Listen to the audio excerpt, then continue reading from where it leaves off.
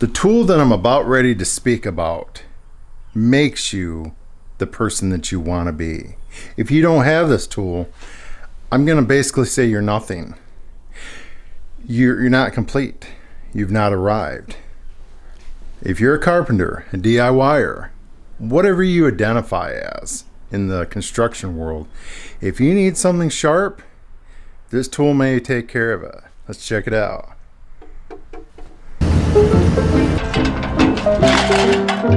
Put it on stun. Slow here.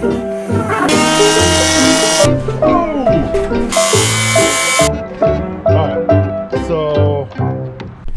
so the T8 that I bought came with this kit. Very good instructions.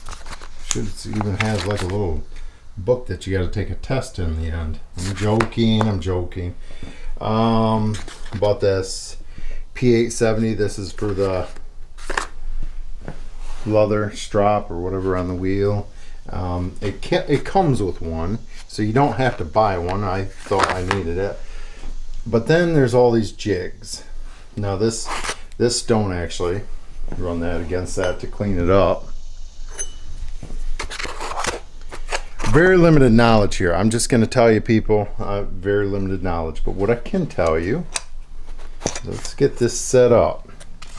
Because once you get it dialed in, I may have to put my camera down because I'm not able to get this out. And you don't have to put this away. But once you get all this dialed in, yeah. Alright, so a couple things I want to cover here is the setup on this is actually fairly straightforward. I was not expecting this to be able to be repeated as far as going back in, as far as repeatability between each use. And because that's one of my issues is when I have a tool, it may be a little bit of time in between uses, and I want something that's easy that when I come back to use it, it's ready to rock and roll. See, we use these buckhorn chisels. Yeah, I know they're not an expensive chisel, but we can't. I mean, with our work, we don't know what we're coming up to. We don't know if we're going to hit a nail, some sand that's embedded between a couple boards or whatever. I'm just not ruining good chisels, expensive chisels. So these buckhorns, you just get these at Home Depot. They work just fine. But this jig that they have for holding your chisel, you can super fine tune it between the height of this bar, and you put this on here. And one thing I do like, let me bring it back up there again, right there when it goes to the full width of the blade. Let me pick it up right there. I have it to where it's flush with there. So all of our buckhorn chisels have the same length blades right there. And so I'm able to just pop in whatever width chisel, and we're off to the races.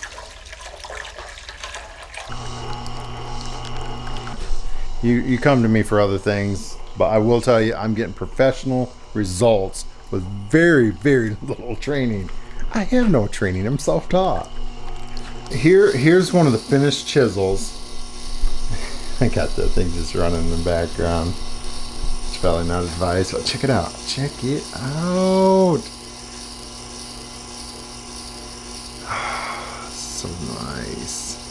So what I like is that it is a radiused bevel there, or cut. And what is so nice about that is it gets real thin in the beginning, and then it's swooped right there. Almost fits your finger right there. It's not flat, so it's concave. So for doing fine, really fine woodwork, I would think that's what you want.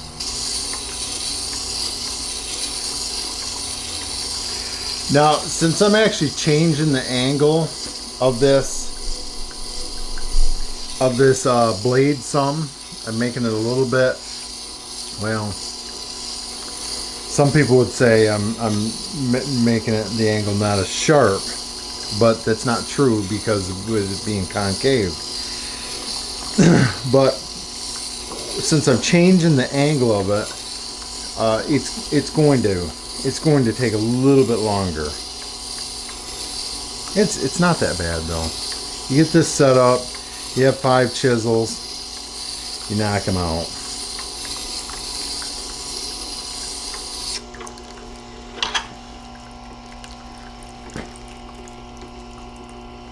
I don't know if you can see, I'm halfway up it now. So I'm coming up. Why that water is so important that you keep that in there is it, like I said, that stone has to be immersed in that water to make sure that this blade right here, that it maintains a cool, I mean just almost a room temperature. So that way it doesn't rise the temperature of that blade and affect your temper. When you, by affecting the temper of the blade, it won't hold its edge. So yeah, the chisel essentially is trash if you heat it up too much.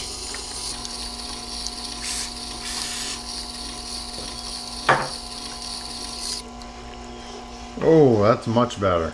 Here's a little shot of WD-40.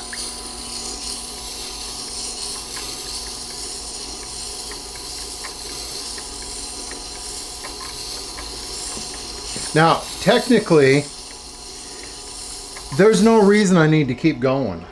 I'll be honest.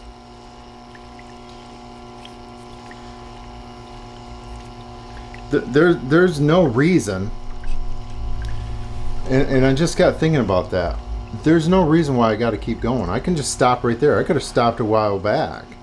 And just when I sharpen it again, it just works its way up a little bit more. I'm just going to stop right there. I'm going to throw a little bit of compound on the stroping side and be done. So concerning the stroping, I'll put a little bit of that compound on. This actually takes quite a bit of time getting this figured out.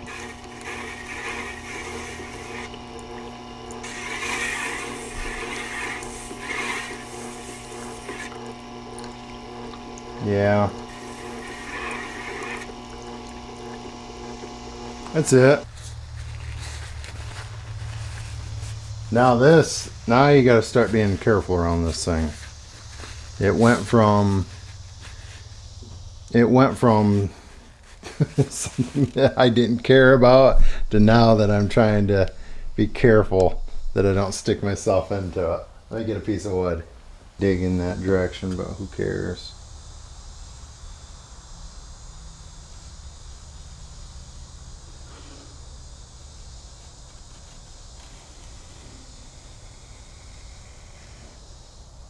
Take a big old chunk.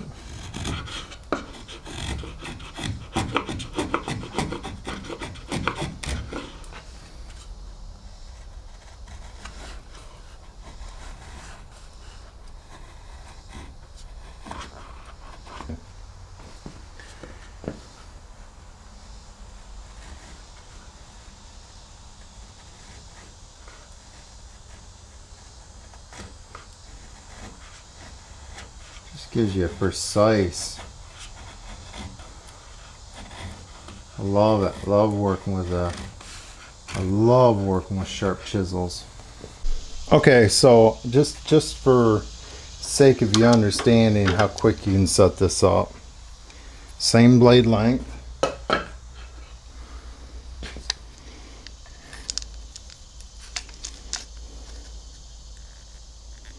This has a shoulder over here, a stop. And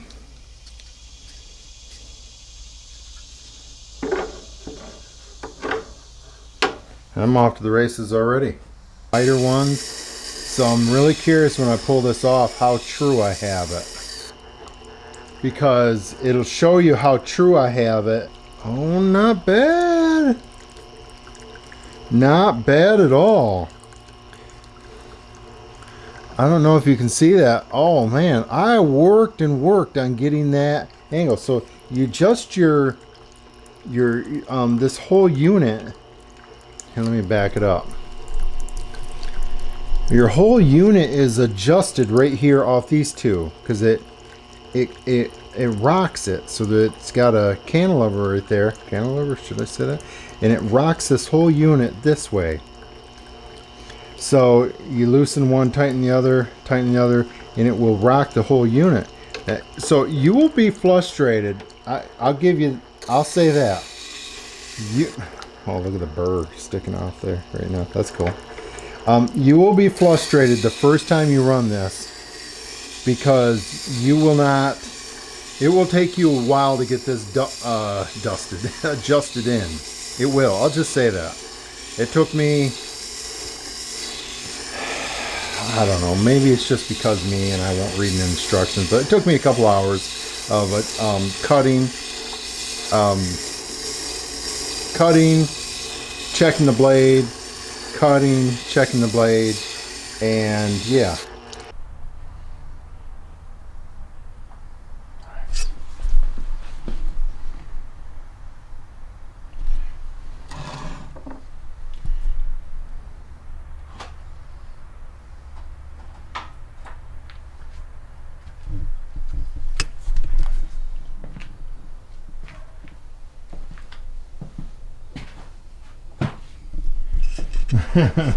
Here. So two things is, I don't know how much pressure you can put on these. I don't know. With it being water cooled, I don't think it matters. I like that this is a really safe way of sharpening your blade, because everything is running away. This right here, see my hand right up against it, not doing anything. I mean, even if something does go through there, it's just going to kick the blade out.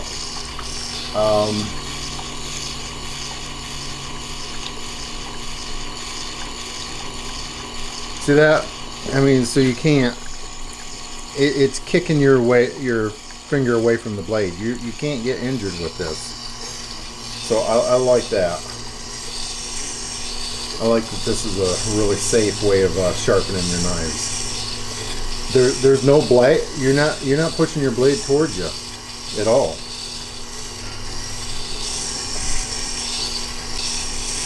Just like the other blade, I don't see any advantage. I don't see any advantage with taking it all the way down. Maybe there is. I mean, my thoughts are,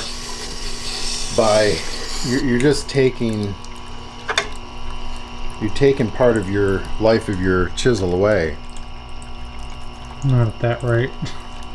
No, I'm saying if we were to take this all the way up to there, yeah. And why not, when it gets chiseled, just clean it up and eventually it'll go up there. Yeah. So let me run it over on the stroping.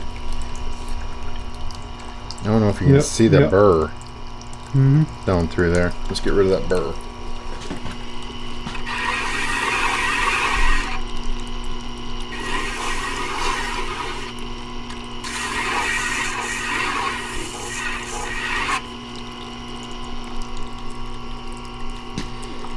Still some there.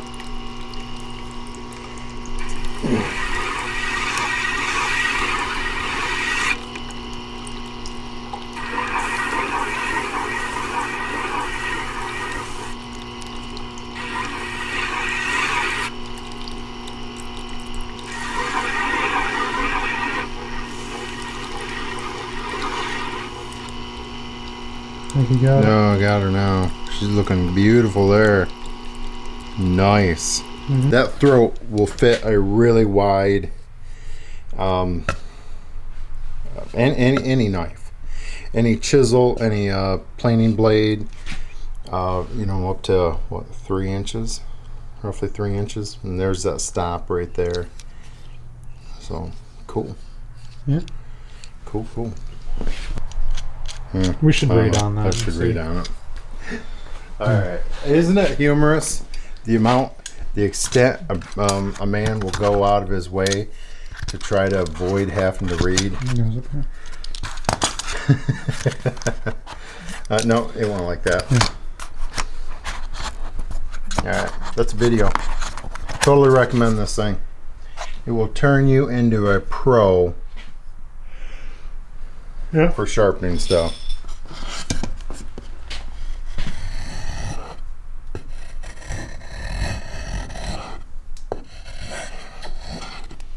Not bad. Nice. Well, I was doing it backwards to underarm, reverse into my stomach. Always advised. Yeah. See us. Here's the short of it. You see my tools? They're limited in the shop right here. Saw stop, joiner, planer, jet, vacuum, the spindle sander. So there's not that many tools in here. I mean, as far as carpentry. But that has earned a spot in here. And it's well worth it. It's well worth it. It's revived many chisels. I didn't know what to do with them before because I was not spending all the time. The fact is we can damage a chisel pretty quick with the line of work we do. And so I carry about 3 or 4 chisels in my tool bag, couple sharp, couple that are already damaged. Of course, I always use them, but I don't care now. I do not care if I run one of my chisels into a stone. Yeah, I'm just like, I'm like, I just got to go sharpen it again. So no big deal. Just takes a little bit of time, but you can literally, this thing's quiet. You can have someone on the speakerphone talking to you. You can be listening to the radio. You can be podcast, whatever you want. You're just moving along with your day and getting your chisels sharpened. This thing's a win. Win. Get yourself one.